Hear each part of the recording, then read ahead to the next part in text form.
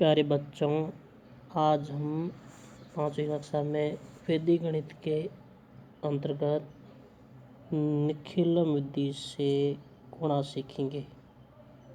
निखिलम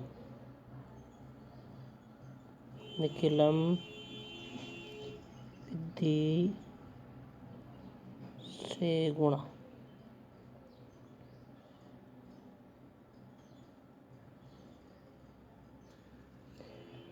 तो एक उदाहरण लेते हैं।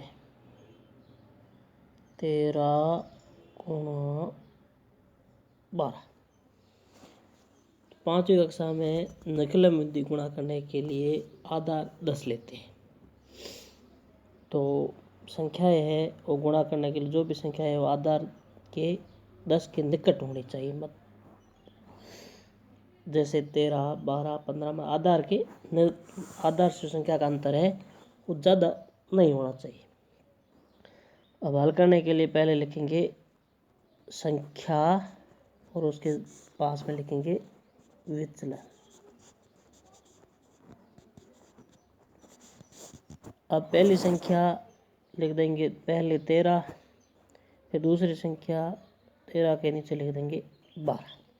अब विचलन निकालने के लिए हम आधार को संख्या में से घटाएंगे। तो अपना आधार यहाँ 10 है क्योंकि 13 10 के निकट है। तो संख्या में से आधार को घटाएंगे। तो 13 में से 10 घटाओ, पीछे रह गए 3। अब 12 में से 10 घटाए, पीछे रह गए 2। घटाने पर फिर आप नीचे सीधी लाइन खींच लो। फिर अपन पहली संख्या लिखेंगे। फिर पहली संख्या के सामने वाला विचलन न लेकर के दूसरे वाला विचलन है जो पहली संख्या के तिरछा पड़ा वो विचलन लेंगे, +2। फिर तिरछी लाइन, फिर विचलनों की गुणा। तो 3 गुणा 2। अब प्लस का मतलब जोड़ना, तो 13 और 2 जोड़ दिए, 13 और 2 हो गए 15। फिर तिरछी लाइन हटाएंगे, फिर 3 की 2 से गुणा कर दी तो हो गई 6। अब आधार 10 है तो आधार में 1 शून्य, इसका मतलब है कि अपने इकाई में 1 अंक होना चाहिए। इकाई में 1 ही अंक है 6। फिर दाई में जते चलेंगे तो यहाँ होगा 156। अब एक और उदाहरण लेते हैं।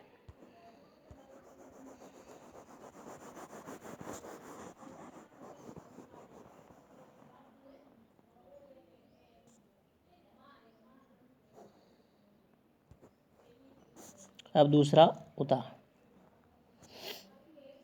14 गुणा 13। 14 गुणा 13।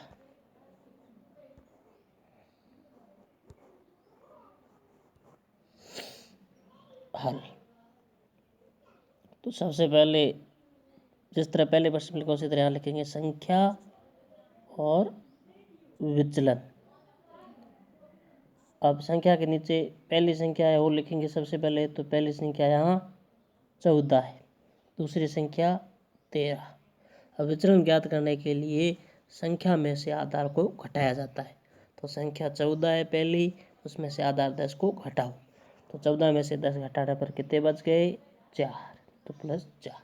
इसी तरह 13 में से 10 घटाए तो पीछे बच गए +3। फिर नीचे लाइन खींच दो। अब पहली संख्या लिख दी 14, विचलन उसके सामने वाला न लेकर के उसे जो तिरछा पड़ता है वो दूसरा विचलन है वो लेंगे। फिर तिरछी लाइन, फिर विचलनों की गुणा। 4 गुणा 3। 14 और 3 हो गए 17। 4 की 3 से गुणा कर दिए हो गए 12। अब यहाँ पहले आधार 10 है तो आधार में 1 शून्य, इसका मतलब है पहले इकाई यहाँ मतलब तिरछी लाइन से पहले वाले भाग में 2 अंक है और दूसरे वाले भाग में भी 2 अंक है। तो पहले वाले जो भाग वाले हैं शुरुआत उसमें से 1 अंक ही, उसमें 1 अंक ही होना चाहिए। तो अपन 1 अंक तो लिखेंगे ऊपर और दूसरा जो दाहिने वाला अंक है वो लिखे नीचे। फिर तिरछी लाइन, फिर पीछे वाले अंक आप है जैसे लिख सकते हो अंतिम अंक। फिर पहला अंक 2, फिर 17 में 1 जोड़ देंगे हो गए 18। इस तरह हमारा उत्तर आ गया 182। अब हम एक और उदाहरण हल करते हैं।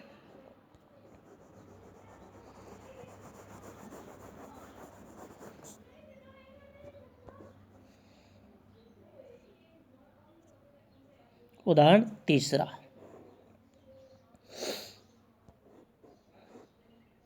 उदाहरण तीसरा, तो तीसरा उदाहरण अपन लेते हैं 12 गुणा 9।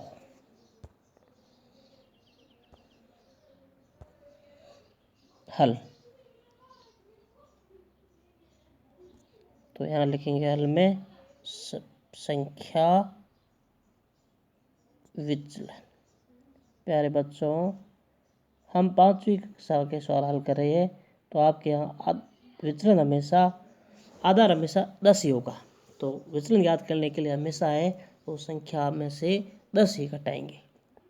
अब पहली संख्या है 12, तो 12 लिख दी। दूसरी संख्या 9। अब 12 में से आधार घटाएंगे, हमेशा संख्या में से आधार को घटाते हैं। तो संख्या 12 है, उसमें से आधार 10 घटाओ, तो 12 में से 10 गए 2।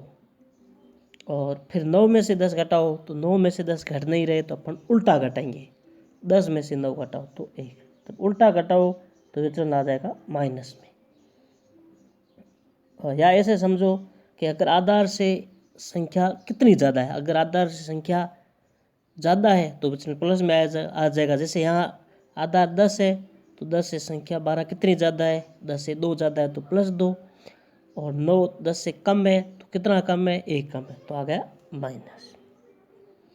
अब अपन पहली संख्या फिर उसके सामने वाला विचलन लेकर के दूसरा विचलन लेंगे तिरछे वाला।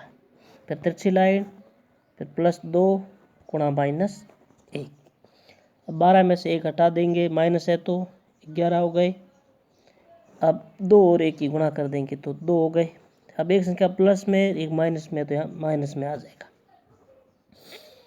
अब 11 से यहाँ माइनस वाली संख्या को प्लस में करना पड़ेगा, तो अपन 11 से 1 उधार लाएंगे, तो 11 से 1 कम हो जाएगा, पीछे रह गए 10। उधार 10 से हम जो उधार लाए 1, वो आधार 10 होने के कारण वो 1 नहीं 10 आया। 10 में से -2, तो 10 के 10, 10 में से 2 गए 8। अब तिरछी लाइन हटा दो, आंसर। आगे और सवाल जारी रखेंगे। आज की क्लास में बस इतना ही। मेरा ये चैनल आप सब्सक्राइब करना और छोटे बच्चों को दिखाना जरूर जारी रखें।